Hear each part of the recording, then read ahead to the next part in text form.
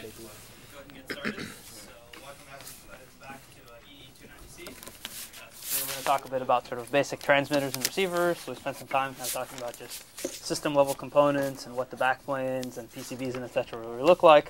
Today we'll actually start diving into some of the circuits. Before we sort of dive into the technical stuff, just sort of a few administrative notes. So number one is that I'll be out this Thursday, and just because of scheduling, I didn't manage to find a way to sort of tape ahead that lecture, so instead I'll sort of tape it back, so to speak. So we'll have, instead of lecture on Thursday, we'll actually hold that on Monday. I'm going to try and do that from 1:30 to 3 o'clock just here in this room.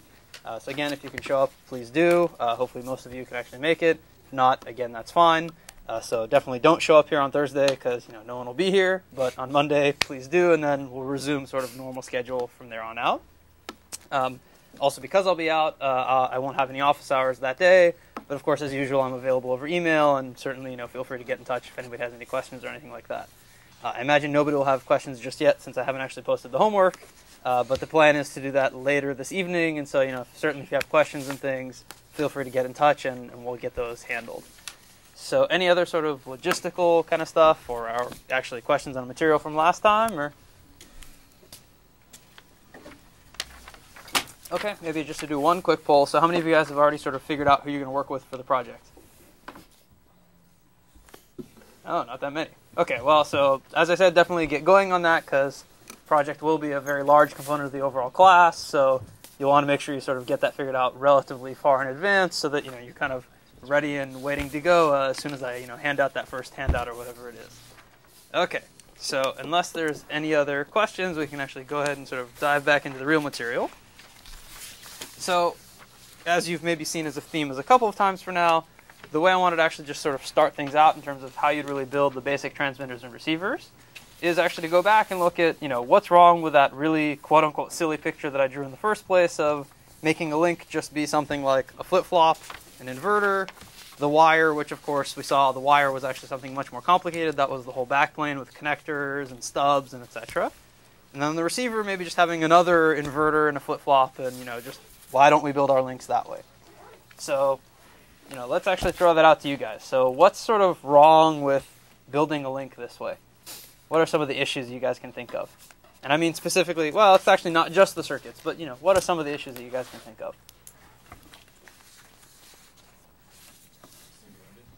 Okay, well, so you said it's single-ended. Now, we're actually going to talk some more about that. That in and of itself is actually not a bad thing. So, and we'll talk again some more about this later, but single-ended means that in theory I only have one wire instead of two. So actually I could even argue that there's an advantage, but what's the problems with it being single-ended? Just the noise immunity. Okay, when you say noise immunity, what do you mean? So if you have any coupling from nearby signals, you won't be able to reject any common mode. Okay, so that's right. So what you mean by that is basically there's no common mode rejection, right? That's certainly true, just because it's single-ended. And of course, let's actually even look at the circuit itself. So what's bad about this particular circuit as, for example, being a receiver? Why don't you just throw inverters on there and say, that's my receiver?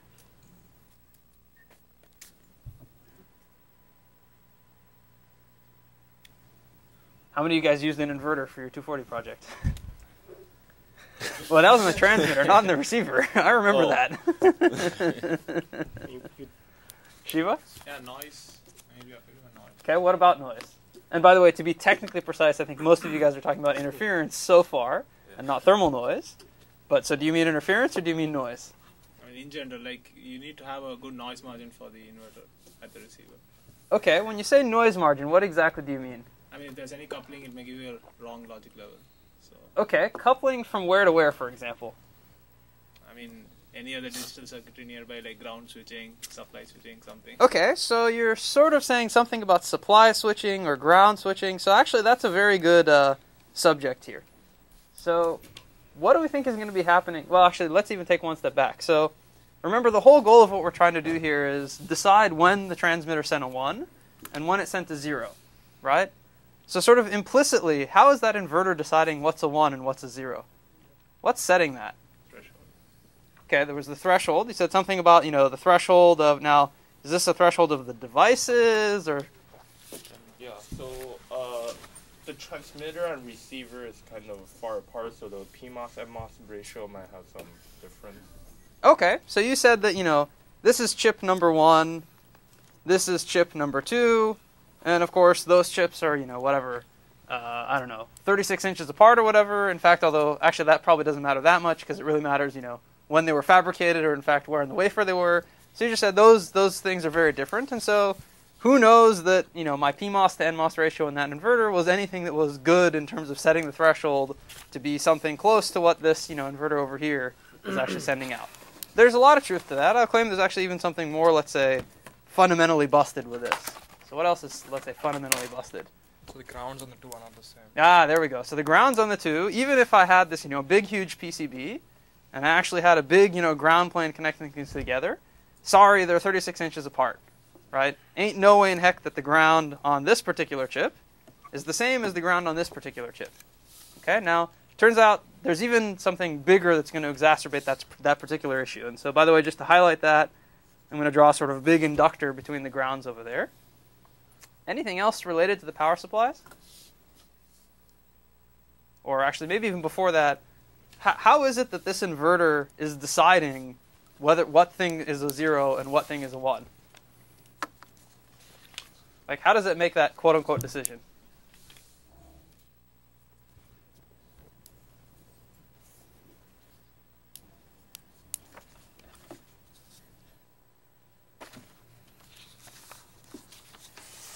What was like the first thing you learned about inverters back in 141?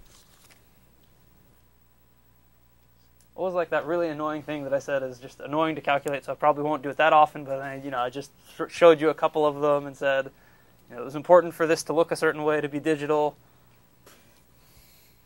Are you worried about how to set the how to bias the inverter, like self-bias? Yeah, okay, so by the way, what do you mean by biasing? Or let me... Noise margin, right?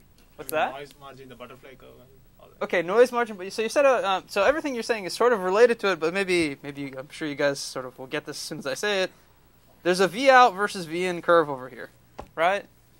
Okay, and ideally if I had an inverter, it should look something like that, right? There's some magic point at which before that it would say it's a low, and above that it would say it's a high, right? What sets that magic point? PMOS-NMOS ratio. Okay, there's a PMOS-NMOS ratio in there. Anything else? Supply voltage? The supply? Yeah, the supply voltage, right? So in other words, the only thing that's telling you what's a 1 and what's a 0 is the supply voltage. Well, guess what? We just said the grounds are completely different on the other side. Okay? So now, even worse than that, what's particularly bad about this kind of transmitter here from the standpoint of actually getting the inverter on the other side to receive what you think is a 1 and what you think is a 0? You'll have a supply drop. I mean, there'll be IR drop through it. Okay, so you will have some IR drop or whatever. Let's assume that I do a good job, I know how to build the backplane, and I actually even make that magically pretty low. There's actually even a more nasty issue. Swing of the signal itself. Say that again? The swing of the signal itself. Swing of the signal itself. Well, okay, I mean, so by the way, if I really did this, actually, I think the swing is pretty darn big, because it's just the power supply. The digital stuff are modulating the supply. Ah, okay, so you said something about the digital stuff modulating supply. That's actually absolutely correct. Turns out, even if I didn't have that, I claim that just from this picture that I've drawn here, there's something pretty nasty that's happening. The two supply might be different. Yeah, okay, but why? I mean, like you intentionally make the supply different because the transmitter you want different swing, because that basically says swing and receive. Okay, right, so you actually even took it a step further. You said, well, maybe I'll intentionally skew the supplies or something like that. That's certainly true. Let's even make those the same. I still claim this is probably busted. I mean, even if the absolute value of the supply is the same, you still have that inductance between the ground, so the supply minus the difference, potential difference across the cell is going to change. Yeah, so that's absolutely right. So this ground and that ground certainly are not at all the same thing. Effectively like having different supplies. No? Okay, that's true, but I'm actually trying to get at, internally what's happening. And Charles, maybe you have an idea. You have that clock right there, right? So you actually might have some kind of clock feed through into the inverter, and then you see some spikes. That will actually change the decision of that inverter. Okay, so that's true, although, by the way, that's like, maybe second or third order. I want like the 0 or first order. You don't have the termination, right? Okay, that's right. I don't have any termination. That's right. That's going to pass. If you Okay, so you said that's really bad. That's true, and actually you'll see in a homework exactly how annoying that is. There are actually certainly a lot of issues related to not being terminated. By the way, this particular thing may not be correctly terminated neither on the transmitter nor on the receiver, right? So it is certainly true there's going to be a lot of signal integrity issues because of that. But there's going to be one more, like, really important one that, you know, just about everybody complains about. If the wire has sufficient loss, both transmitted 1 and 0 will be below the threshold. Okay, so, well, that's actually an interesting one. So it depends on, let's say, what the data pattern here was. Because if the data pattern was sort of balanced, then maybe I could magically balance it around the threshold on the other side. But you're right that if I had a long string of zeros and I had some low-pass filtering, I may not make it back over. Yeah? Because you can't regulate the supply on both sides? Ah, well, so what do you mean by regulate the supply on both sides? A supply regulator, right? Okay, but I think I still have a supply regulator, so let's even do this. And I'll do it over here somewhere just so I've got some space, okay? You've got this chip, right? And it's inside of a package. And let's say you even put a regulator, right? Let's say that's another chip that's kind of sitting over here, and I don't know. This is, what do you guys think? 10 millimeters away, okay? So what's like a good model for my supply network? What does that look like? Yeah, I see somebody making the right symbol. How would I model my supply? Inductance. Yeah, so I'm going to have, let's say, there's somehow magically an ideal voltage source inside of that regulator there. Well, guess what? There's some inductance actually to get on to my darn chip. Right? And then inside of my chip, okay, I've got this inverter thing. Right? Well, what happens when I change the state of that inverter? So what happens when I change it from, for example, outputting a 0 to outputting a 1? What happens to the current through the supply? You're sourcing and sinking current. Yeah, so if I looked at, let's say, the current flowing through that inverter there, anytime I have a transition, it's going to look something like, maybe like that. Okay? Well, so what happens when you have a spike of current that you dump through an inductor? What does the inductor like to do? LDI over. Yeah, it just says, no way, sorry. If you want that much current change, then I'm going to cause a huge change in the voltage. Right? So let's actually even draw the full circuit over here. But don't you have bypass caps for that? Ah, okay, great. You said, don't you have bypass caps for that? Well, guess what? You're absolutely right, I have bypass caps. So let me even put bypass caps. But now, does me having a bypass cap right here help me at all, given the fact that actually some current has to flow out through that transmission line? And then come back, guess what? Through that ground loop? Not so much, right? Because the bypass cap just makes sure that this, relative to that, is fixed. It says absolutely nothing about this ground over here being the same as that ground over there. Right? In other words, if you kind of think of this like a cartoon, every time you have a transition, one of those chips is totally free to just bounce around like this. Right? So if like the on-chip supply is the distance between my fingers on the two sides, all the bypass cap does is make sure the distance between my fingers doesn't change. It says absolutely nothing about me doing this, right? Which if you think about this nice big inductor here, I'm totally free to move that common mode, well, I've called it common mode, I should really be careful. I'm totally free to move the ground on one chip completely separately from the ground on the other chip, okay? So we'll actually talk about this some more. It turns out one of the biggest issues with sort of single-ended drivers is anytime you send current out through the chip, then your return path always also has to go through that outside thing. Okay, and if those chips are far apart, guess what? No way in heck of guaranteeing that there's even remotely the same idea of what ground actually is. Okay? Now, don't get me wrong, it's not that this is completely busted.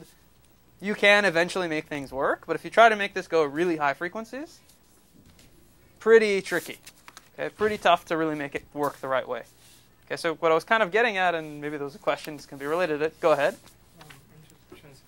Because when you say you have an inductance on the return path, you're assuming you have a single wire. But what about if you have a transmission line and the return path is part of the transmission line? Ah, but still basically there's an inductance associated with that, right? So even for you to have that transmission line, like you said, I had to have a ground plane and that wire, right? Right. So if I think about the current that's flowing through that transmission line, it's always going to be flowing back through that ground plane. Yeah, right, but then it's more distributed, per se. It's still distributed, but nonetheless, what's the impedance between the chip that's 36 inches over here and the chip that's, between two chips that are 36 inches apart. Nothing to say that, those two grounds are actually very tightly tied to each other, right? Because all it takes is for me to pull some current around over here that goes through some other ground return paths that have nothing to do with this signal, and I'm moving around all over the place, right? Yeah? So why can't you just run the ground plane also? You do indeed run the ground plane, but the question is just how good of a job can you do really getting your signal to be strongly coupled to your local ground, both on your chip and on the chip that you're talking to, right? So what I'm saying is, instead of running the wire like that, you run the ground also like as he said. By the way, I think what you're saying is, why don't you just run a differential signal? Yeah, exactly. Right, which indeed is a lot of times what you're going to try and do. Okay, so we're actually going to talk about this a lot more. Turns out one of the, let's say, the big debates on differential versus single-ended is when somebody says you can do single-ended with just one wire, can you really actually make it work with just one wire? Okay, because basically because of these return path issues, you can imagine if I really just had, let's say, one ground for every 5, 10, 15, 20 of these IOs, guess what? The bounce that you would get on one chip relative to the other one would be so large there's no way in heck the thing will actually work. Like, you're talking multiple volts now, by the way. So I'll give you some more of the terms related to that, but that is indeed actually a very big problem. Okay? So there was actually something else that I think maybe Linkai or somebody brought up, which is, okay, right now my swing is just sort of set directly by the power supply. Right? So if I've got, let's say, a 1 or 1.2 volt supply, and I want to actually run some swing onto this 50 ohm line here, then at least temporarily I'm going to be burning something like 20 milliamps. Okay? So actually it turns out if you were really to do sort of a high-speed signaling kind of thing with something that looked exactly like this, probably going to end up burning you quite a bit of power. Okay? And we'll talk some more about why exactly that is a little bit later. Okay? So this was kind of maybe to give you guys sort of, let's say, a global overview of what some of the issues we're going to be talking about are, and I think we've maybe hit just about everyone, except for maybe one of them. So there's one more thing that turns out to be a little bit bad, in fact, perhaps a lot bad, about not having things very well controlled like this, which is that basically if I look at this transmitter here, there's really nothing controlling sort of how fast I transition between 1 and 0, right? And so you remember I said that this inductor here doesn't like you to allow you to change the current very quickly. So of course, the faster you try and change the current, the more voltage drop you're going to induce, right? Turns out that similarly, even if you looked out on this, sort of on the channel over here, that backplane with the connectors and etc., if you put really, really sharp edges in, then every single tiny little discontinuity that may be physically small, you'll actually be able to see, right? Because a sharp edge sort of implies that it has a very very small wavelength, right? So it turns out that actually from a crosstalk standpoint, a lot of times you really want to be able to control how fast you change states, just to make sure that you don't end up exciting a bunch of extra junk all over the system that ends up killing you somewhere else that, of course, could be very complex to figure out exactly what was causing that crosstalk in the first place. Okay? So I actually won't, and I'll just put it down here just simply because I won't talk about it later, but edge rate control is also sort of a pretty big issue that's kind of not at all addressed by this particular design here. Okay? And again, by edge rate control, I just really mean controlling how quickly you actually transition between the states in order to control how much essentially noise you, or rather interference you induce both on yourself and on the rest of the system. Okay? So what I'm hoping to do sort of through the rest of today is give you an idea of sort of what are some of the basic circuits that you'd really be dealing with in terms of both the transmitters, and actually I'll focus mostly on the transmitters here, and then I'll talk a little bit at the end about the receivers. And I've sort of done it that way because my assumption is that, again, most of you guys took 240, and so you spent a little bit of time kind of hacking on the receiver. And so I think the transmitter is probably more interesting for you to learn some more about and kind of see what the issues there are.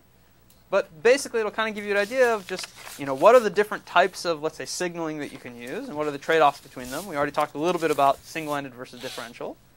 We'll talk also about sort of the circuit design of the transmitter, in particular, sort of how you'd control the output impedance, what are the different types of drivers you might work with, what are sort of the power consumption versus swing trade-offs, and things like that. Okay? So unless there's any more questions, let's actually sort of dive into this first, single-ended signaling thing. So basically, the real issue that you get into when you're talking about single-ended signaling before I just drew the thing as being sort of an inverter in terms of the receiver, but I could indeed actually try and build some sort of differential amplifier as my receiver. Okay? The problem really that you get into there is that if you're actually talking about single-ended, what you're kind of implying is that whatever you're using to set the reference for that differential amplifier is somehow shared, right? It's somehow being used in multiple different links. Okay? So the problem is that as soon as you share it, well, again, of course, there's a multiple different return paths, and so obviously you're going to be affected by what all of these different things that you're working on, or all of the different links that are sharing that reference, are going to affect what exactly that reference actually looks like. Okay, so basically it turns out there's no really good way of getting a shared reference that really does actually match perfectly. Okay, so you almost always end up with some sort of mismatch and therefore some residual interference that you have to deal with if you try and do that. Okay? The other, which again we spent a lot of time talking about, which is just sort of highlighted here in a cartoon, which is that given that I have these ground return paths here that have large inductance in them, anytime I sort of pull some current through that thing, I'm going to cause this bounce over here, which again is going to cause the entire chip to move around relative to chips on the other side, okay, or really relative to the board ground. So this particular thing is sort of a big enough issue that people came up with its own name. So usually they call it SSO, which I believe is simultaneous switching outputs noise. So the idea here is, imagine you had like a big bus of signals. Let's say you had, I don't know, 30 or 40 of these inverters, each one driving 20 or 30 milliamps instantaneously. You can imagine if they all happen to transition the same way at the same time, big, huge glitch of current, big, huge movement of the entire chip relative to the entire ground. Okay? So usually it turns out that in order to do this, or in order to basically handle this, you actually end up having to put a pretty substantial number of ground or power supply connections just to make sure that your sort of impedance to the rest of the world is sufficiently low.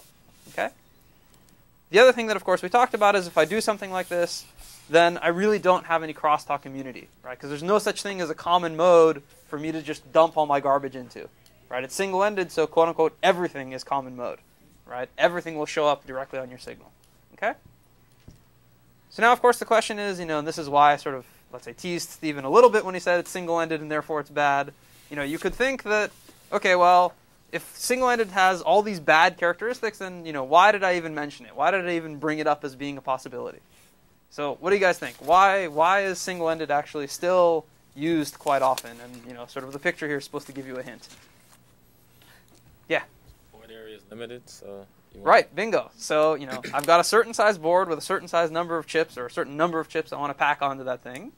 And if I need, a certain, let's say, a terabit per second of throughput, well, if I can get twice as many single-ended links as I can differential links, hey, great. Then maybe I can actually get more net throughput per unit area, right? Or to say it another way, maybe I can make that bus smaller than it would have been if I had to use those differential links.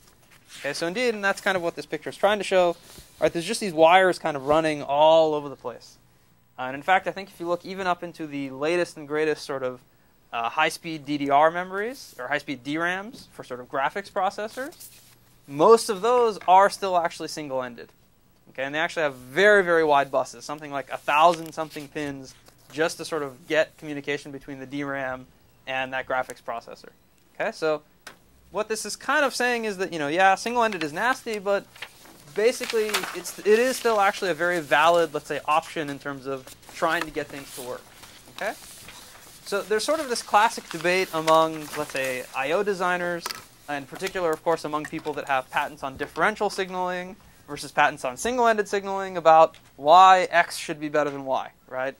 So the classic argument from, for example, the guys who want to do single-ended stuff is they say, well, okay, fine, yeah, differential, that's great, but you have to be more than twice as fast as the single-ended signaling in order for it to be worth it, right? Because the simplistic argument there is that you have 2 wires for every sort of link that you form, whereas the single-ended one has only 1 wire for every link that you form, okay? So, again, that's a rather simplistic argument. The reality is obviously a lot more complicated. And in particular, as we mentioned, the sort of simultaneous switching output noise, or this SSO noise, really does tend to cause you to actually have to use physically more pins, even for that single-ended signal. So typically you can only get away with maybe about 4 or 5 pins, even single-ended, before you'd actually have to put another ground there just to get a sufficiently low sort of return path impedance. Okay?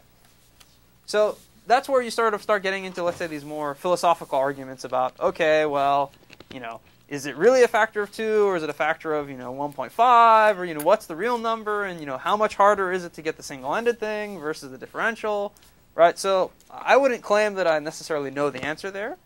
But, if you force me to give an answer, and of course, since we're taking a class, I'll try and give you some sort of answer that I think makes sense. The short, quote-unquote, answer there is just that it's a heck of a lot easier to get a differential link to work.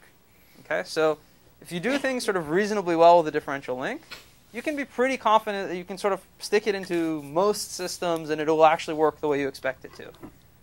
With single-ended, not really the case. Okay, with single-ended, you really have to think very, very carefully about every single little piece there, because if there's any sort of noise source that or interference source that you forgot about, it very easily could, be completely wiping out your signal. Okay? And obviously, the higher sort of frequencies you go, the more of these types of issues you have to worry about. Okay? So simply for that reason, I will mostly focus on sort of differential signaling in this class.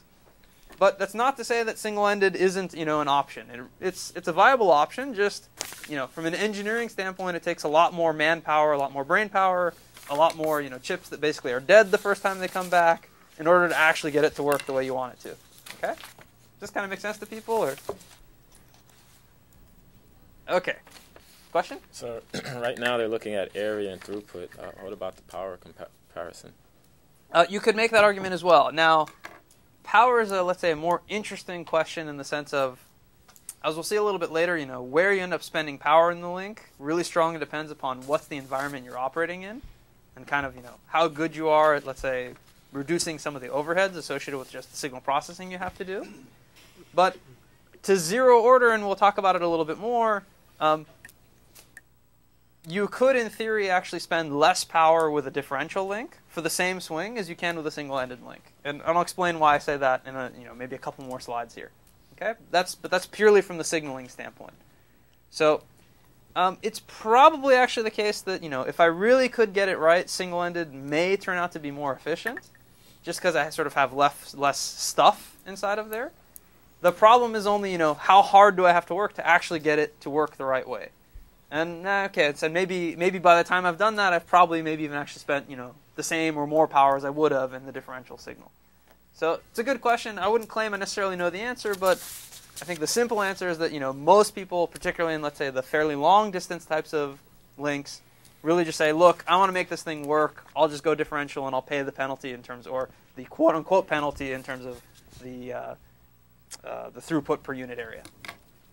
Yeah? I actually have a question in terms of how do you actually define you can actually make the single-ended work? Because you just talk about it's kind of like sensitive to crosstalk, right? And let's say you have like 64 link and you're going to kind of like see things kind of messed up already. Mm-hmm. So you're going to hurt your BER, right? So in terms of BER performance, how does single-ended compare with? Well, so there's no fundamental reason why single-ended can't get low burr, right? So remember, that's why I'm going to try and use the distinction between noise and interference. Uh-huh. What typically limits a single-ended link is not noise, it's interference. Right? So the question there about getting it to work is really a question of finding what's actually causing the interference on your signal and figuring out how to get rid of it. Right? So either adding more grounds, adding some shields somewhere, increasing the swing so you get more margin, doing a better job of coupling the reference to your actual signal, and so on and so forth. Okay? So again, it's not to say that there's fundamentally it can't be done. It's only a question of tracking down where each one of these 10, 20, 30, 40, 50 millivolt kind of interference things are actually coming from, and making sure you can get rid of them. That's really what it's all about. Does that make sense? Or? So actually, maybe to put it into context, this is a lot like the wireless problem. Okay, so in a wireless where I have an antenna and just anything can come into that antenna, well, kind of same idea with a single-ended link, right? Just about anything can make its way in there, and so you have to be a lot more careful in terms of how you sort of set things up to actually make it work. And actually, the disadvantage in links is that usually you don't have some, very nice bandpass filter sitting right at the front of your quote-unquote antenna to at least knock out stuff that really has nothing to do with it, right? Okay, good. So now that we've sort of talked a bit about, let's say the single-ended versus differential, and as I said, most of the time, at least in this class, I'm going to sort of assume that we're going to be talking about differential signaling, simply because I want us to be productive and get things to actually work. The other, let's say, bifurcation that you'll hear very often is what's called voltage mode signaling versus what's called current mode signaling. Okay, and so I've only shown sort of the equivalent of a single-ended driver here, but at least the conceptual idea is that oftentimes what people are sort of trying to refer or thinking of in the back of their head is a voltage mode signaling looks something like this, where I sort of have a switch between one of the two supplies, and that's sort of how I decide what the output is. Whereas a current mode signal is something where I sort of dump some current out into the line in one direction or the other, and that's how I sort of decide whether the signal is a 1 or a 0. Okay? Now, the first thing I should mention here is that, of course, any transmission line, if I put a voltage onto it, guess what? It's going to have a current also, right? It's just sort of electromagnetic wave. There's always some impedance associated with that line that gives you a relationship between the voltage and the current. Okay? So it kind of begs the question as to, well, what do you really mean by voltage mode versus current mode? Right? Because, okay, I mean, maybe in terms of the circuits that inside of here, I kind of understand what the difference is. But, in this context of actually doing some signaling on a transmission line, not quite as obvious. Okay, well, it turns out that to make life even more, let's say, annoying, the terminology of voltage mode versus current mode is actually fairly heavily overloaded, meaning it can mean a few different things in different contexts. Okay? So really what it sort of is supposed to mean is voltage mode just means that your sort of impedance is low compared to everything else you care about, right? Current mode means that your impedance is high compared to everything else you care about.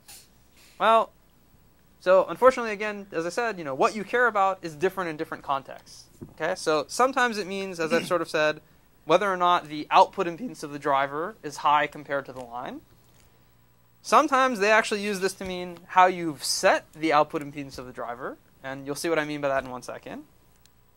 And sometimes all they really mean is what actually sets the output swing. Okay, meaning sort of the magnitude of the output signal that you're putting onto the line. Okay. So just to make this, let's say, a little bit more specific, what I wanted to do is just sort of draw a few different examples of drivers that you might actually see. And then I'll try and sort of, quote-unquote, classify them by whether they would be current mode or voltage mode. But I'll try and point out what people really mean when they say that. Okay?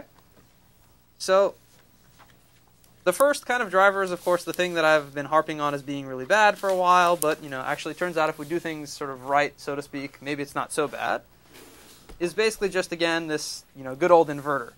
And in this case, I'm going to say that that inverter is just running off of some power supply, what I'm going to call VTT, meaning it could be separate from the supply of the rest of the chip. Okay? There's another kind of driver, which is also actually fairly common, which is still basically an inverter, just that now what I'm going to do is stick an explicit resistor in series with it. Okay? And then here I'm going to make that resistance, roughly speaking, equal to the termination resistance. Okay? That's yet another kind of driver which is actually also fairly common. Okay? The next thing I'm going to do is basically just have something where I'm only going to have, in this case, the pull-down transistor. Okay? But I'm going to load that with some termination resistor. Okay? And so let's call this driver C. So in this particular one, by the way, I'm usually going to sort of arrange the gate voltage here. And again, I'm going to run this, by the way, off of VTT. I'm going to try and arrange the gate voltage there so that that transistor actually stays in saturation. Okay? In other words, it doesn't go sort of into triode and look more like a resistor. Okay? The final one, which is really basically the same as C, but is just really sort of the differential version thereof, is, of course, just something that looks like a differential pair, but has sort of a bias current inside of it. Okay, so these are still VTT. Okay, this is just the termination resistance on both sides, and of course, I'm going to feed it with differential data at the input. Okay? So let's just walk through and sort of, well, let's maybe take a guess as to what we think for A, B, C, and D. Oh, and I forgot to label D. Here we go. For what each one of those different drivers, when you say voltage mode or current mode, well, let's first guess, what we think is a voltage mode and what we think is a current mode. And then let's also sort of be more specific as to what we really mean by that. Okay, so for driver A here, you guys think that's voltage mode or current mode? Yeah, it's voltage mode, right? That's usually a pretty obvious voltage mode driver. Okay? Now, what do you really mean by voltage mode here? So I claim there's actually sort of two things that's kind of implied by quote-unquote voltage mode in this particular driver here. The FETs are in triode. I mean, they're sized very large so that the resistance is pretty small. Okay, so you've said basically the FETs are in triode. So I'm going to twist that in a slightly different way. What you're basically saying is that the output impedance of the driver is set by the devices. Right? That's kind of what you're saying. Okay? It could indeed be low, by the way. But actually, since I didn't show you any sizing or anything like that, you don't actually know if it's really low. Because I could have made them small, and then it could actually be high compared to the transmission line. So it's really just set by the devices. Right? Okay. What's the other sort of thing that's implied by this particular driver? Just in terms of the list of, 3 different things that I mentioned in the previous slide. There we go. The swing is set by the voltage, right? The swing here is set by VTT, right? Okay. So now, for B, voltage, current, what do you guys think? Current? Oh, I don't know. So what do you guys think? So by the way, I think I know what may have caused you to say current, but usually people think of this as being a voltage mode driver, and I'll explain why that is in 1 second. Okay? So usually people think of that as being a voltage mode driver. Okay, so again, in this context, what do I probably mean by that being a voltage mode driver? Like, what are the sort of 2 criteria that I'm applying here? Or what are the 2 things that are being set by each other? Output impedance. Say that again? Output impedance. Okay, so now the output impedance here is being set by what? Device and RT. Say that again? Device and RT. Okay, so you're right, it is actually both the device and the termination resistance. But usually if I do this, I probably intended to set it by the termination resistance. Okay? Probably. That's obviously, it doesn't have to be that way, but that's probably what the intent was. So most of the drivers that you see that look like this, that's actually what they intended to do. Okay, so that means that the devices themselves, those would have to have very low impedance. And so that's why those look more like, let's say, a voltage mode driver. So Eric, like I said, I understand where you got to your current mode because, I could have actually done it in a different way, but usually that's what they actually mean. Okay, now how about the other parameter? What else is going on with this one? Which is probably the more direct way to say that it's a quote-unquote voltage mode driver. Swing is set by. Yeah, the swing is set by the supply, right? Okay, so now, hopefully it should be obvious, but how about C and in fact, of course, also D? What do you guys, is that voltage mode or current mode? Current.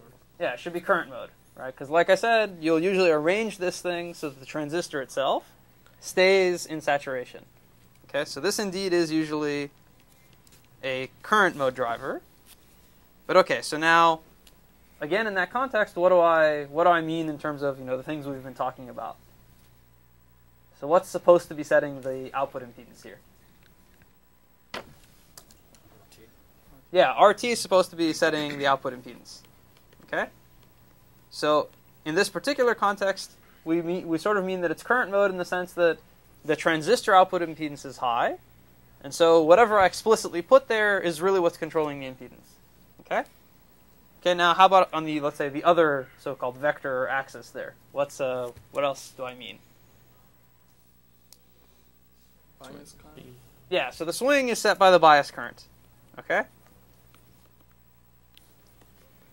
Okay, so now I'm just going to put this bias current sort of in parentheses because it's not quite as immediately obvious what I mean by bias current in that particular case, but you can imagine I can sort of arrange the gate voltage so that it's a mirror or something, and it sort of looks like a bias current.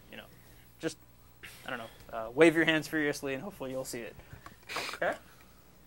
So what I really mean, of course, by both of these, or really to have sort of, both of these things happen, that does say the devices have to stay in saturation. Okay? Because that's kind of how I get them to be high output impedance, or rather how I get them to be current sources, and sort of have both of these properties that I've tried to make happen actually happen. Okay? So let's actually sort of take another look at this. So here I'm just sort of showing you, like, if I was to split between singlet and a differential, hopefully that's pretty clear. But if I also was to split, let's say, between quote-unquote low impedance and quote-unquote high impedance, okay?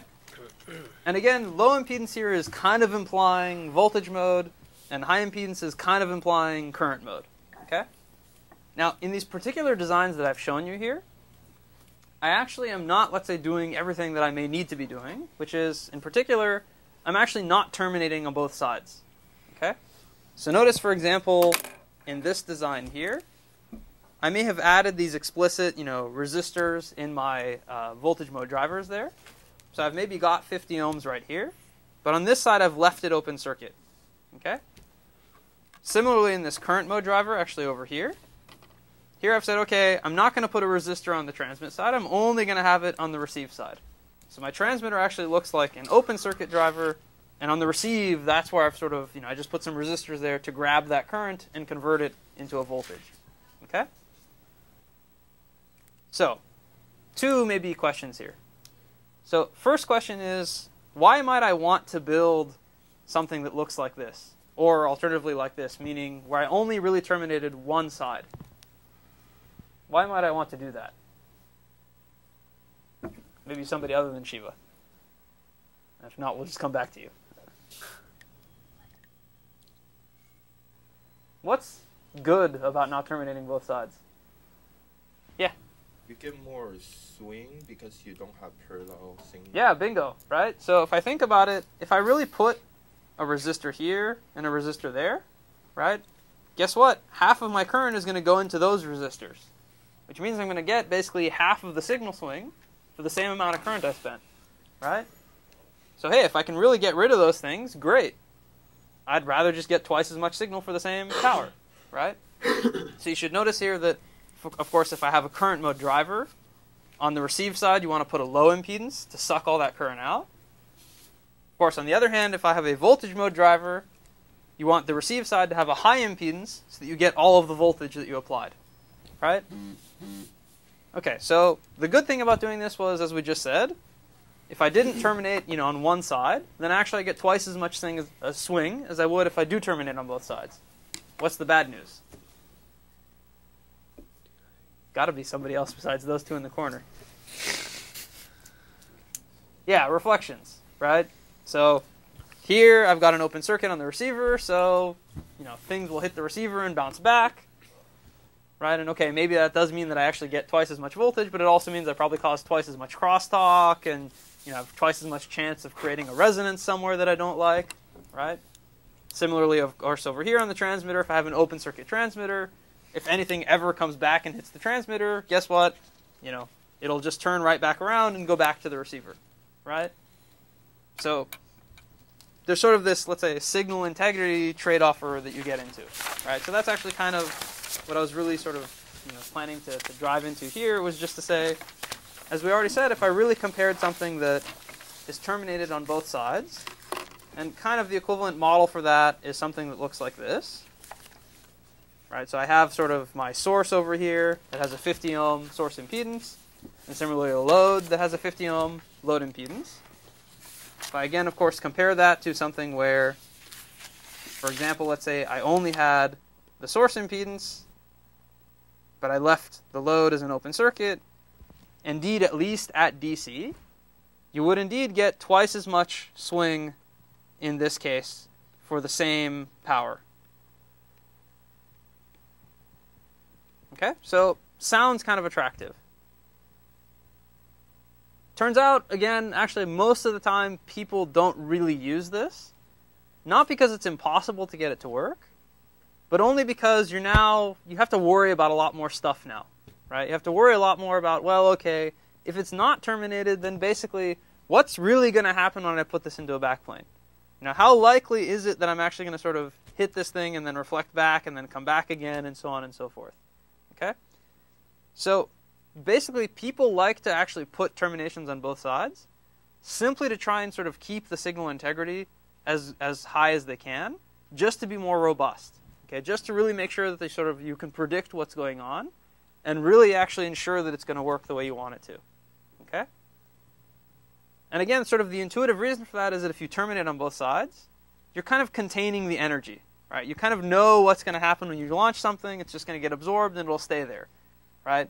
Whereas if I don't terminate, then it's very easy for me to just launch some voltage thing that bounces off, comes back, bounces somewhere else, couples into some other receiver, bounces off of something over there, comes back, and so on and so forth, right? So it's really just kind of an issue of managing complexity and trying to be robust, okay?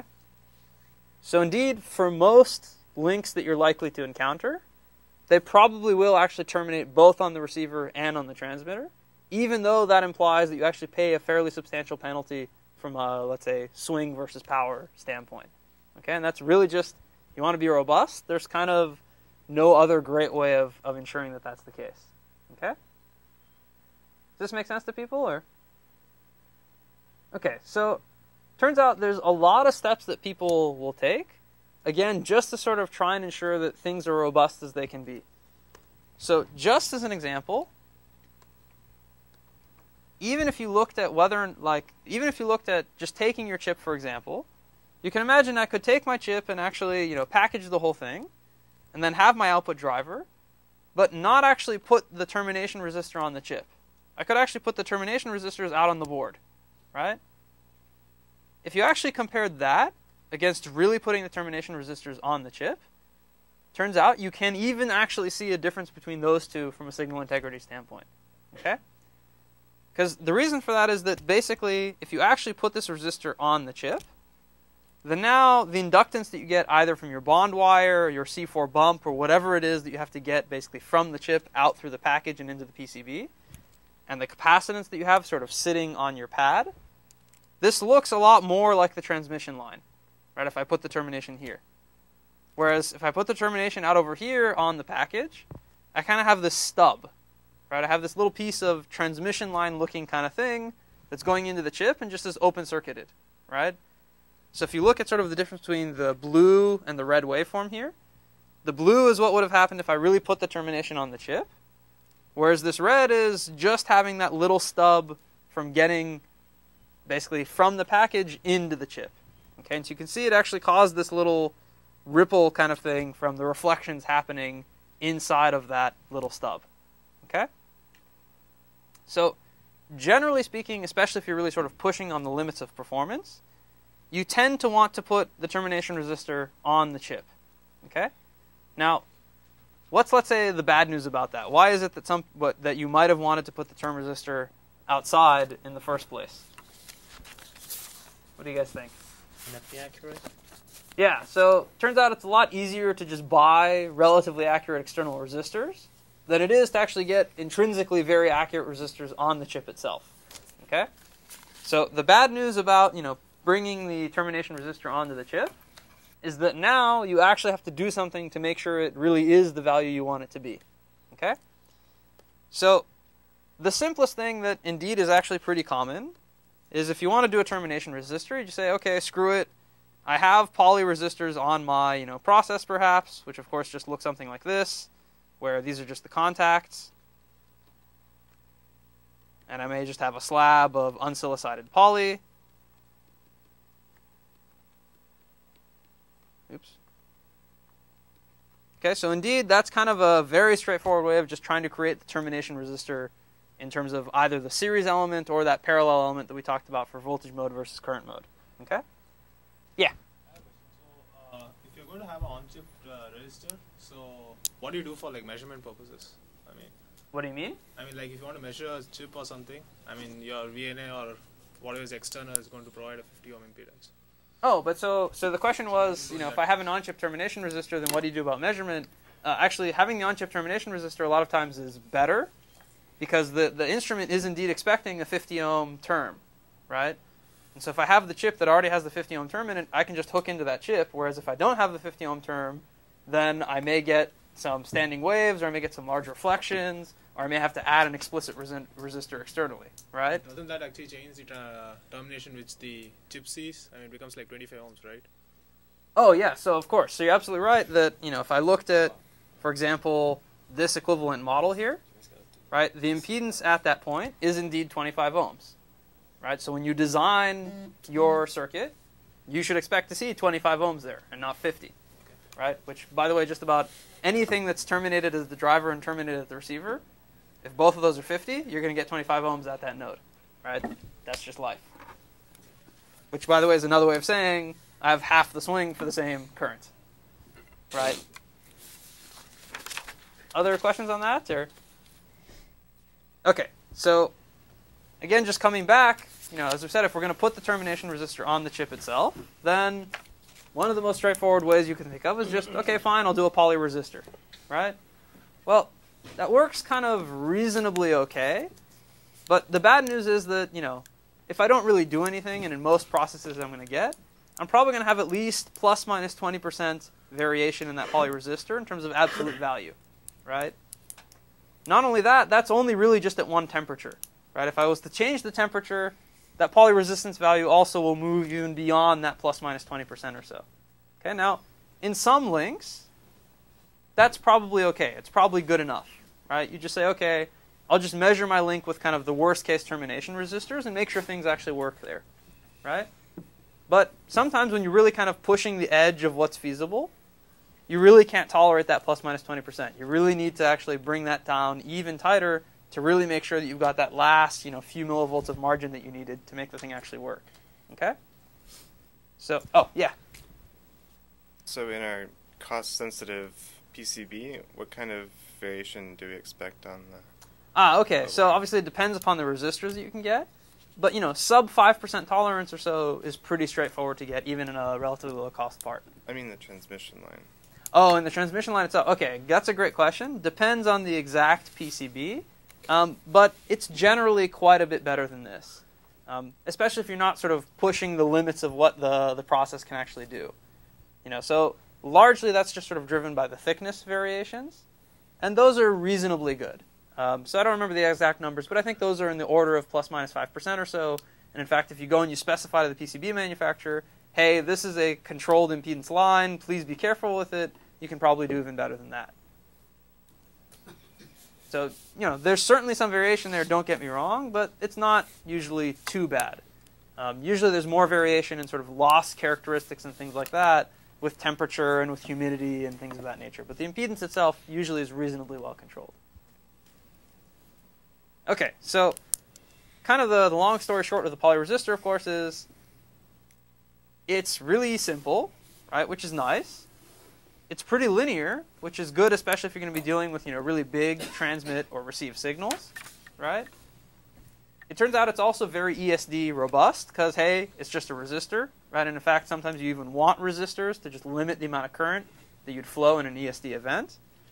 And the other thing which turns out to actually be very critical in some applications is that I really don't have very many parasitics from this resistor, especially if I have sort of a nice high resistivity unsilicated poly device. Okay? But again, if I really have to do a better job in the control, well, we have to work a little bit harder to actually make that happen. Okay, so we'll come back to that a little bit later on. There's actually one other thing which I've sort of hinted at a little bit here, which is to say that this thing has low parasitics, meaning it has low parasitic capacitance.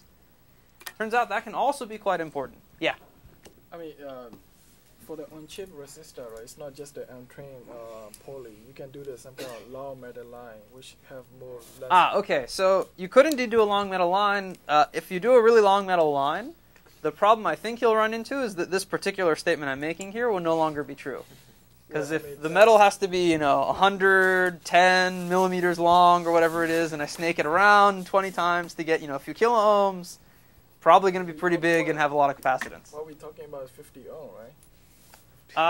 But so remember, even if it's 50 ohms, I can't do a 0.1 micron wide metal wire and actually get 20 milliamps of current through that thing, or even 10, or even 5, or even 2, right?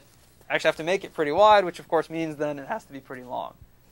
So you're right, there may be cases where you can get away with it, but generally speaking, you're still actually better off with something like an untrimmed poly, simply because for parasitics, you want it to be kind of physically as small as you can make it. Does that make sense? Or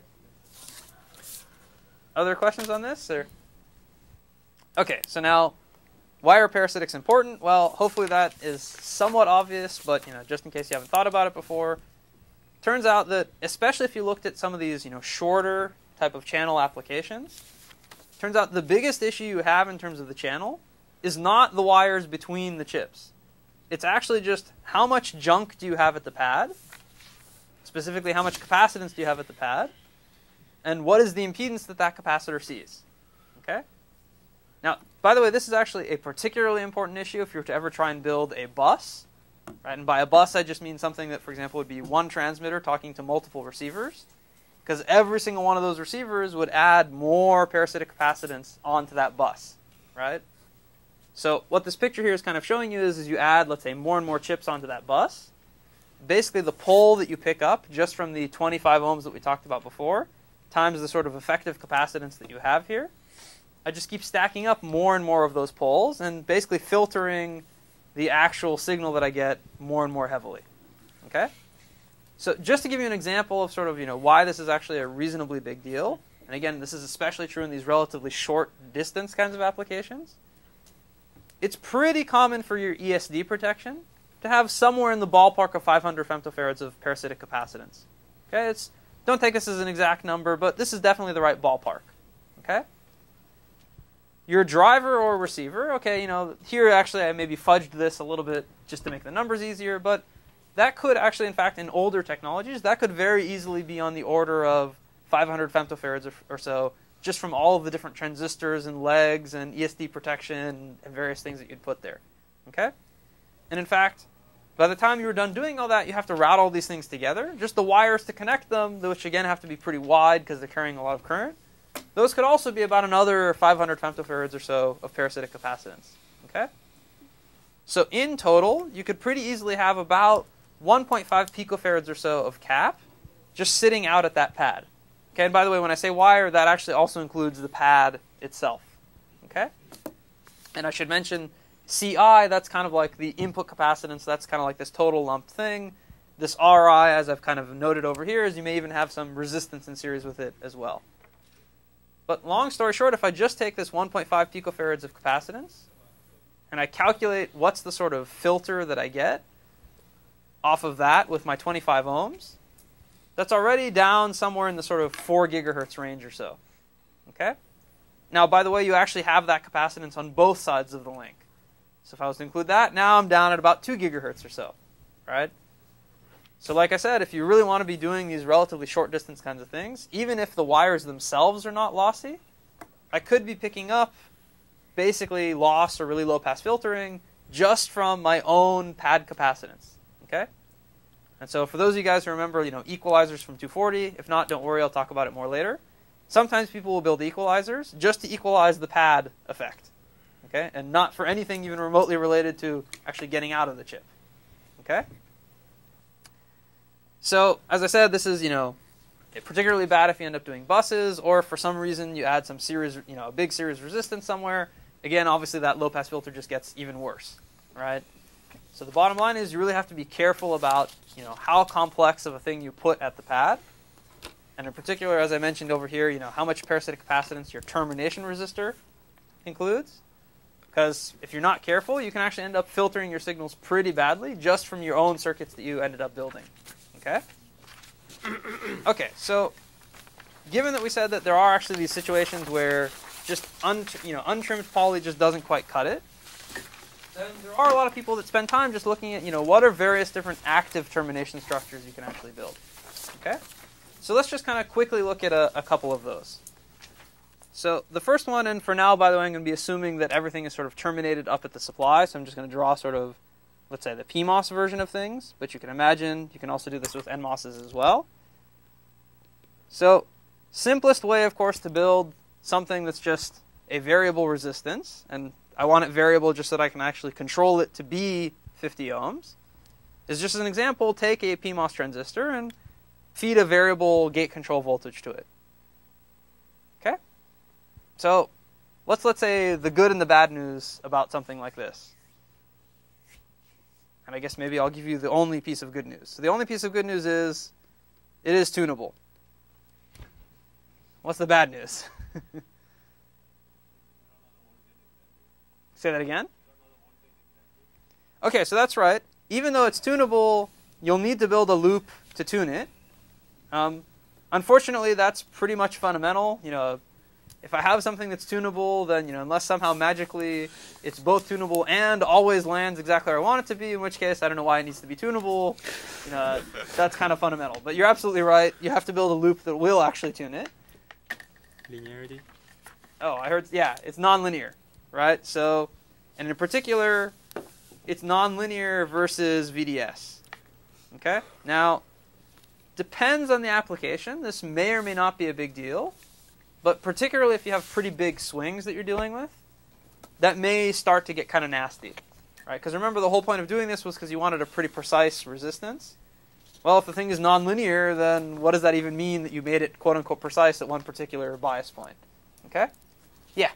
Extra parasitics. Yeah, exactly. It's also got extra parasitics. Right? Because basically for the same sort of unit resistance that I could have gotten from that poly resistor, I'm going to get a lot more cap from this structure. Yeah? It's probably pretty sensitive to ESD.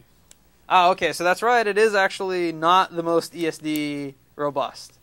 Right? So I actually have to be pretty careful to make sure that this thing won't blow up, instead of just, something else, because, hey, this looks a heck of a lot like my active circuits. Right? So that's actually also absolutely correct. Okay, it turns out the ESD, well, okay, I'll show you one structure that's maybe a little bit better from that standpoint, but ESD is a pretty tricky one. You basically just have to sort of make things work, and if they don't, you're pretty much hosed anyways. Okay, so that's not necessarily great. It kind of works, but maybe it's not the best. Anything else you guys can come up with, which is maybe a little bit better, or maybe is a little bit, let's say, easier to deal with?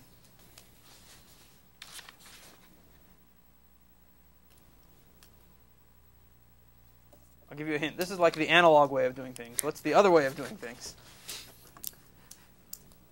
Digitally trimmed resistor? Yeah, just a digitally trimmed resistor, right? So, of course, that also is just something quite straightforward. You just take a bunch of these PMOSs, you segment it into different, little legs here, and maybe I'll make this smaller so I leave myself room for the last version. Right, you have some digital codes on here, D2, and of course this just continues depending upon how many different legs you want. And basically you can, of course, do the digitally controlled version of this same thing. Okay, so turns out from that standpoint, it basically has pretty much all of the same advantages and all of the same disadvantages. The only maybe potential advantage here is just that, okay, the loop may be digital versus analog, and so maybe that's a little bit easier or a little bit more robust to build, or you have to worry about it a little bit less. But otherwise, it's basically kind of the same thing as what's happening here. Well, okay, I take that back. There's one minor, let's say, difference here, which is that in the digital version, I can really switch the gate all the way from VDD to ground, right? That means that I can really try and put this thing as far into the linear region as I possibly can. Whereas with something like this, there's going to be process corners where that VC will not really be down at ground, right? And so from a linearity standpoint, it will be more challenging to actually hit the linearity you want, okay? So there is that, slight benefit there. So let's say from here to here, it's maybe slightly less nonlinear.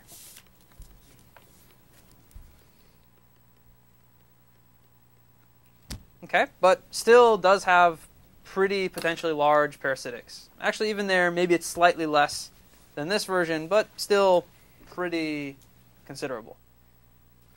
Okay, any last version that people can think of that maybe is kind of slightly better? In fact, in some cases, quite a bit better? Resistor in parallel with it. Yeah, okay, so what you basically said was, well, why don't I put a resistor sort of in parallel with that programmable thing? Okay, now what's actually good about that? Why does that even help?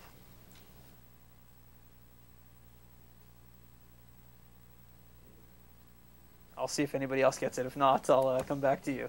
Carries most of the current. Okay, what's good about that? Steven? Oh, I had a different response. Okay, well, let's see if we can figure it out from that. If not, we'll just go over to Steven and we'll see. It is actually related to what you said, by the way, but let's see if Steven gets it. My response is that now the tuning range of the PMOS active device is now smaller, so the Bingo. linearity is better. Bingo, right. So if I really do that, and by the way you typically end up doing something like this looks sort of like this. So those other legs that you do the tuning on, you actually also put some series resistance in them. Okay, and then again, these are, of course, some digital codes over here. So that's really the reason why this turns out to be a little bit better. Because what I can basically do is I can put kind of a resistor there that isn't exactly the resistance I wanted. It turns out it has to be a little bit bigger. But now in terms of the tuning range, what I really just have to cover is sort of the variations that I expect, right, on sort of that nominal resistor. Because if I was to try and build that entire resistor out of something that's tunable, that also means it's probably going to vary a lot more, right? So here what I'm just sort of trying to do is decouple, okay, let me get something that, you know, is kind of close to a best guess, and then just only pay the extra parasitics for tuning around that sort of, let's say, nominal bias point, so to speak. Okay? So this also turns out to then be less nonlinear, simply because still most of your resistance now should be coming from sort of that nominal leg over there. It turns out also to have a little bit less parasitics for kind of the same reason. Okay?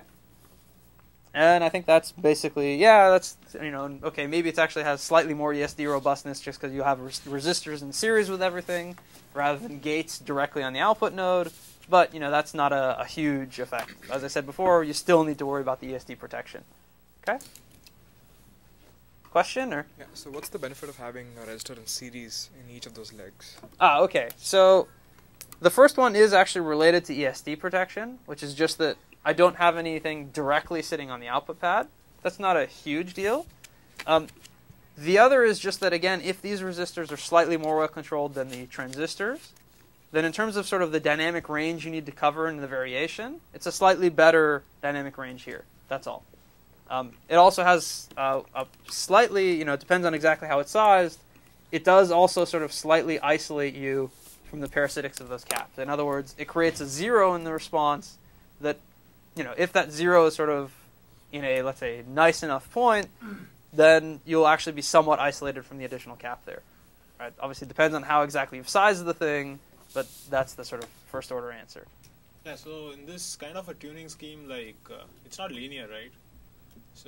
So well, it's linear in conductance, which is obviously meaning that it's nonlinear in resistance. So when you do something like this, that's why I've sort of drawn it in the digital version. Because in the digital version, you know, sort of just, it says something about the step sizes that you're taking, but as long as your maximum step size is sufficiently small, you may not care all that much. But then the individual resistances, some of them may be pretty large. That's what I'm Say that again? I mean, some of the resistances may be pretty large. Yeah, so there is certainly a trade-off here in terms of how you size these resistors, in terms of, let's say, the maximum step size you get versus the number of unit elements you really need to deal with. The good news is that, remember, we're only dealing with plus minus 20%, and I probably only need to knock that down to like plus minus 5% or so. So I'm not trying to build, you know, like a 0.1% precision resistor here. I'm just trying to really get this to within the range where it basically doesn't have an effect on my overall signal integrity anymore. But you're absolutely right. It's not that this is a slam dunk. It's got its own design issues. Okay, great. So unless there's sort of more questions on that, there's sort of one other quick thing that I would just want to mention in this context, which is actually related to a question that Stephen asked before, which is that if I really move to differential signaling, it turns out there's one kind of simple trick that I can play, which is we'll hopefully see today, and if not, we'll see next time, actually can get you a slightly, in fact, even perhaps fairly substantially improved efficiency from the standpoint of signaling power. Okay? So the trick that you can play here is, you know, so far I've mostly been showing these things as sort of being terminated in a single-ended way. Right? So I've always been sort of putting 50 ohms to the equivalent of ground. Right? Well, if you think about in differential signaling, instead of putting 50 ohms to ground, what I can basically actually do is put 100 ohms in between the two differential lines. Right? So this so-called RAC over here, I can actually make it, for example, 100 ohms. Okay? Now, you might think, well, okay, why does that really matter? Well, if you sort of think about it, the swing I get is always related to the current that I use times the impedance. Well, if I can actually deal with 100 ohms impedance instead of dealing with 50 ohms, hey, guess what? I'm going to get more swing for the same current. In other words, I can actually burn a little bit lower power. Okay, so this is kind of a nice trick to increase my overall system impedance that I'm dealing with. Okay? So as I said, we'll see this in more detail a little bit later on, but this is indeed actually a pretty useful potential trick. Okay? Now, it turns out when you do that, if you're only terminating in the differential mode like that, well, there is now a problem, right? I haven't actually terminated the common mode if I really do it exactly like this. Okay, and that's a problem because, of course, if I don't terminate the common mode, I'll get common mode reflections, and okay, fine, I'm putting all my junk in the common mode, but there's only a finite amount of common mode rejection you're actually going to get. Okay, so to actually get the common mode rejection, there is actually just one more small trick that you can play here, which is typically really the way you would do it. So does anybody happen to know how you can make this structure still actually give you a reasonable common mode termination?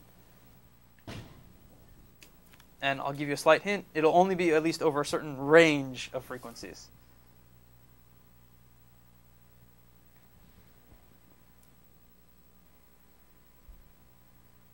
Yeah?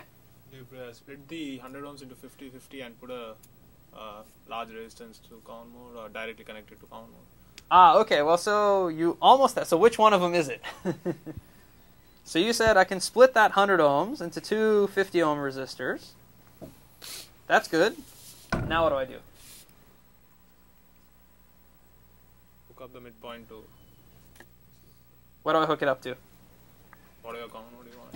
Okay, so now, let's say I really do hook it up to a voltage source, which is V common mode. What impedance am I dealing with now? 50. I'm dealing with 50 ohms, right? Not with 100. So how do I still deal with 100 ohms? Say that again? Okay, well, I can put a large resistance, but by the way, if you put a big resistor there, then, again, the bad news is that, you're basically open-circuited and sort of it doesn't really look like a common mode term anymore. But there's one more sort of trick you can kind of play, which, as I said, at least over a certain range of frequencies, gives you the termination. The inductor? Okay, I heard a few different options. I think I heard inductor. I think I heard the right answer, but I don't know if I heard it. Capacitor? Yeah, capacitor, right? So if I basically put a cap here to ground, then at the frequencies where the cap kicks in, now it actually looks like a good common mode termination, right? And so indeed, that is actually a pretty common technique that people will use. Obviously, at lower frequencies, it's not really common mode terminated, but hopefully, down in those frequencies, you don't care all that much because there shouldn't be a whole lot of reflections going on in any case. Okay, so indeed, that's typically sort of how you construct something like this. Okay? What's the typical frequency corner you put over there? Oh, so that varies pretty widely. It could be anywhere from, let's say, 10 up to a couple hundred megahertz or so. For like 50 ohm, for like 10 megahertz, you need like a huge cap over there. It is big. It is indeed big. But that's life. Not much you can do about that. By the way, there is, let's say, another sort of thing to keep in mind here, which is if I really terminate like this, then now my common mode is really set by the transmitter, right? Now, it turns out that can be inconvenient for a few different reasons. So why might that be inconvenient? What do you guys think? Yeah. Now, the supply moving around my kicks into play. Right, exactly. So now, because my common mode is directly set by the transmitter, if the transmitter is bouncing around relative to me, then that's sort of directly coupling into my common mode. Right? Now, okay, so maybe I hopefully have a high common mode rejection in the receiver, but indeed I'm sort of much more coupled than I used to be. Right? Any other, by the way, very practical reasons why that might be a little bit annoying? You might want a low swing at the transmitter to reduce power. Okay. So, which means your common mode will be pretty high. Right? Okay, it could be. Yeah, it depends on how you actually do it, but yes. Compatible with the receiver side. Okay, so what you said was, if I have my transmitter over there, then let's say I want to have the swing relatively low, that may make the common mode very high. That common mode may be bad for this receiver. Okay, it turns out you can actually even have the flip problem as well, which is in fact, it's probably even more common, which is most of the things out there are shared ground, but separate supplies. So if I end up tuning the supply in one chip and not on the other one, I could very easily tune the supply in my transmit chip to fall out of the common mode range of my receiver, right? So in fact, sometimes people will do everything as sort of ground referenced simply to avoid dealing with that particular problem, okay? But what this basically says is if you really directly do it the way I've shown you here, it does tend to be a little bit annoying simply because, you may actually get that wide common mode coupling, or even just from a practicality standpoint, if you're dealing with a bunch of different transmitters and I didn't spec exactly what the common mode is, I may have to make the common mode range on my receiver quite wide. Okay? So, of course, in order to deal with that, oftentimes what people will do is just stick these AC coupling capacitors in here, so that at least at DC, the common mode is decoupled from the transmitter versus the receiver. And then, of course, what you can do is just add in some sort of large common mode resistors to actually control what the common mode going into the receiver is. This does turn out to be quite nice, by the way, because, just to think, in case you think I was crazy, if you actually look at sort of, all the different signaling standards out there, and you wanted to build one receiver that actually worked on all of those, you'd see that the common mode range is anywhere from about minus 0.5 volts up to about 1.5 volts. Okay, which is obviously a real pain in the ass to build in a sub 90 nanometer technology, right? So indeed, decoupling things like this is pretty nice, but of course it places some requirements on the signal, or rather the data itself, because these AC coupling caps mean you lose things at DC. Right, so if you've ever heard the term baseline wander or DC drift, that's associated with these AC coupling capacitors. Again, we'll talk a little bit more later on about the exact implications of that and exactly how you deal with it. But just keep in mind that you can't necessarily always throw those AC coupling caps in. Okay. Okay. So now we can actually sort of start talking a little bit more about the details of the transmitter. And this one will actually be sort of a little bit quick because I think we've kind of talked about it already.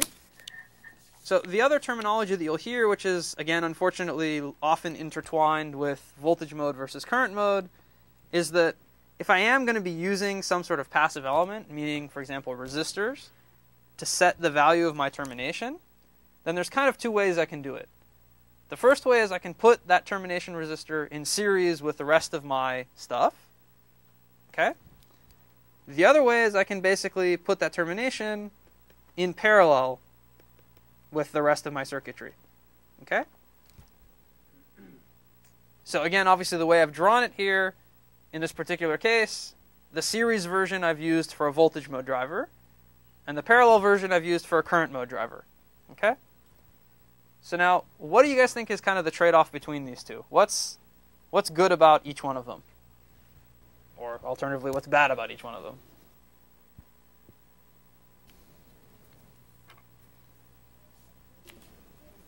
Maybe I'll ask it more specifically. If you really wanted to get, a very, very precisely controlled impedance, and let's assume that magically I gave you perfect resistors, so don't worry about that for a second. Which one of these two would you choose? Which one do you think gives you a more precise one? I saw one vote at least. So who votes for series as being more precise? One brave soul. Okay, that's good. Who votes for parallel as being more precise? Okay, well, so great. It is indeed parallel. Now, why? So why is parallel more precise than series? Yeah? They are like shunt parasitic capacitances, which will change the... Oh, okay. So it is sort of related to that, but even, let's say, from a DC standpoint. Well, in the series, you kind of still have the devices in the path. But in the parallel, you're seeing the high output impedance. So. Right. So that's basically what it comes down to. Is here, if you want to make it really precisely RT, then you need essentially the resistance of the transistors to be equal to 0. Okay? Here, if you want to be precise, then that just means that, the RO of your device... Okay, well, I'm going to put a roughly here. You want it to be infinity. Of course, you can't get infinity, but the good news is, of course, the way the devices work, if you keep things in SAT, then indeed you can get pretty high output impedances. And certainly from a power standpoint, it's a lot easier to get high output impedance with low power than it is to get very, very low output impedance with low power. Okay? So typically, indeed, that parallel one is better. Yeah? I think that's arguable, right? In this day, like the newer technology are always not that high. It's like only... but so still, if I wanted to make my... is GMRO greater than 1 or not? It only, it's not very high though. Yeah, even if it's 4 or 5. So by the way, you are actually getting into something which I will touch upon in 1 second. Okay, but you are right. It's not that getting output impedance is free, but remember, increasing output impedance, at least fundamentally, doesn't have to cost you power, right? Getting really low output impedance pretty much always means somehow you paid for it, okay? Because something somewhere needed to actually, sustain a lot of current with a very small voltage, okay? So in the example of, let's say indeed, like you were complaining, let's say you have really crappy technology, which, with GMRO of only 3 or something like that. And that just wasn't good enough. Well, what do you do? Cascode. Yeah, you cascode, or you make a slightly longer channel, or one of these other kinds of things, right? Now, so that's absolutely correct, but now what's the bad news about doing the parallel version? And this will maybe be a good, let's say, prefetch for what we'll talk about next time. So what's the bad news about the parallel version? Swing, right? Yeah, exactly, right? So just like in 240, your quote-unquote swing is going to be reduced. Okay? In other words, you always have to support that VDSAT across the device there, right? As an example, if I looked at what was like the lowest supply I could have used in this driver versus that driver, at least ideally speaking, I could have actually used a lower supply with that voltage mode driver than I could have with the current mode driver. Simply because I wouldn't have to support that extra VDSAT for the current mode driver to get it to work. Okay? So we'll see again in a little bit later on, this actually has some pretty, let's say, interesting implications on the way we're going to want to build these drivers. So I think we're almost or basically out of time for today. What I'll start doing next time is, I'll just briefly tell you a little bit about what are some of the different standards of transmitters and receivers that you might be working with. As I've said here, they're all sort of working on the same basic principle. So what I'll do is we'll start actually diving some more really into some of these trade-offs that I've been hinting at about power consumption versus swing and how you really build those drivers and sort of what the considerations there are. So with that, again, no lecture on Thursday, so I'll see you guys all hopefully on the following Monday. So see you there.